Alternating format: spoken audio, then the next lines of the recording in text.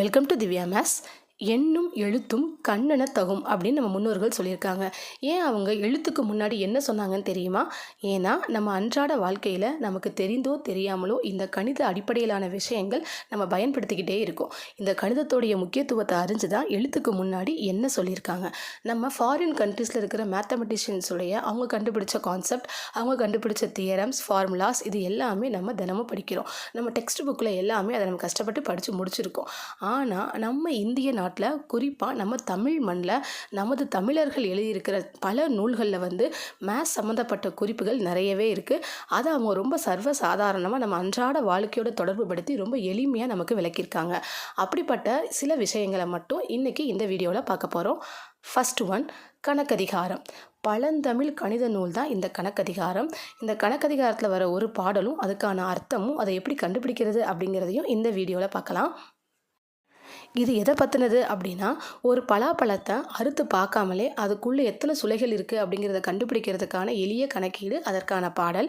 அந்த பாடலை பார்ப்போம். பலாவின் சுளையறிய வேண்டுதிரேல் ஆங்கு சிறுமுள்ளு காம்பருக்கெண்ணி வருவதனை ஆறால் பெருக்கியே ஐந்தினு கீந்திடவே வேறென்ன வேண்டாம் சுளை.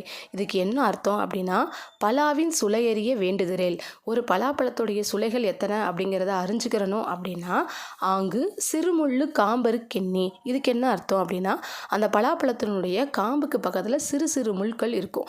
அந்த முள்களோட எண்ணிக்கையை நம்ம எண்ணி வச்சுக்கிறணும். அடுத்து வருவதனை ஆறால் பெருக்கியே, முள்களோட எண்ணிக்கை இருக்குல்ல அதை ஆறால் பெருக்கிக்கிறணும். அடுத்து ஐந்தினு கீந்திடவே வேறென்ன வேண்டாம் சுளை, அந்த ஆறால் பெருக்கி வர விடையை இப்போ 5ஆல் வகுக்கணும். அதுதான் அந்த பலாப்பழத்தினுடைய சுளைகளுடைய எண்ணிக்கை. எவ்வளோ எளிமையாக சொல்லியிருக்காங்க. இதை ஒரு உதாரணத்தோடு பார்க்கலாம்.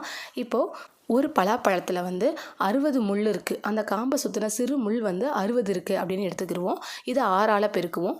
60ஐயும் 6ஆலையும் பெருக்கணும்னா 360. இந்த வர்ற விடையை 5ஆல் வகுத்துக்கிடுவோம். வகுத்தா 72. அப்போ அந்த பலாப்பழத்துக்குள்ளே 72 சுளைகள் இருக்குது அப்படின்னு அர்த்தம். நம்மளுடைய ஏன்ஷியன்ட் ஃபார்மர்ஸ் எவ்வளோ அழகாக இதை கணக்கீடு பண்ணியிருக்காங்க அப்படின்னு பாருங்கள்.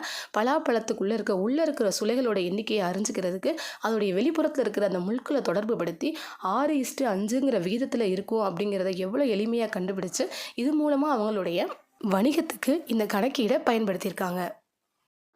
ரொம்பவே இன்ட்ரெஸ்டிங்காக இருக்குல்ல. அடுத்த எக்ஸாம்பிள் பார்க்கலாம். போதையனார் அப்படிங்கிறவர் பித்தாகரஸ் தேற்றத்துடைய முன்னோடி அப்படின்னு சொல்லலாம். இவர் சொல்லப்போனால் பித்தாகரஸ் பிறப்பதற்கு முன்னாடி 1000 வருடங்களுக்கு முன்னாடியே இந்த பித்தாகரஸ் தேற்றத்துக்கானதை இவர் கண்டுபிடிச்சிருக்காரு. என்ன கொடுத்துருக்காரு அப்படின்னா, ஒரு செங்கோண முக்கோணத்தில் அந்த கர்ணம் இருக்கும்ல, அந்த கர்ணமை கண்டுபிடிக்கிறதுக்கான எளிய வழியை இவர் கொடுத்துருக்காரு. அதுக்கான பாடல் என்ன அப்படின்னா, ஓடும் நீளம் தனை ஒரே 8 கூறு ஆக்கி கூறிலே ஒன்றை தள்ளி குன்றத்தில் பாதியாய் சேர்த்தால் வருவது கர்ணம் தானே. இதையும் நம்ம ஒரு எடுத்துக்காட்டோட பார்க்கலாம். ஓடும் நீளம் தனை. இப்போ ஒரு செங்கோண முக்கோணத்தில் பேஸும் ஹைட்டும் இருக்கிறப்ப நம்ம ஹைபாட்டன்யூஸ் சைடு கண்டுபிடிக்கிறோம் அப்படின்னு எடுத்துக்கிடுவோம். இப்போ அந்த பேஸ் அதாவது ஓடும் நீளம் தானேனா இருக்கிறதுல எது பெரிய அளவோ அது. இப்போ இந்த பேஸ் ஒரு 16 சென்டிமீட்டர் அப்படின்னு எடுத்துக்கிடுவோம். அதை ஒரே 8 கூறு ஆக்கி அப்படின்னா அந்த 16 8ஆல் டிவைட் பண்ணணும். டிவைட் பண்ண நமக்கு கிடைக்கிற ஆன்சர் 2. இதை வச்சுக்கிறலாம். அடுத்து கூறிலே ஒன்றை தள்ளி அப்படின்னு இருக்கா, அந்த 16 இருந்து நமக்கு வந்த ஆன்சர் 2 இருக்குல்ல, அதை தள்ளி சப்ட்ராக்ட் பண்ணணும். 16 - 2 எவ்வளோ வரும்னா 14. இதையும் வச்சுக்கலாம்.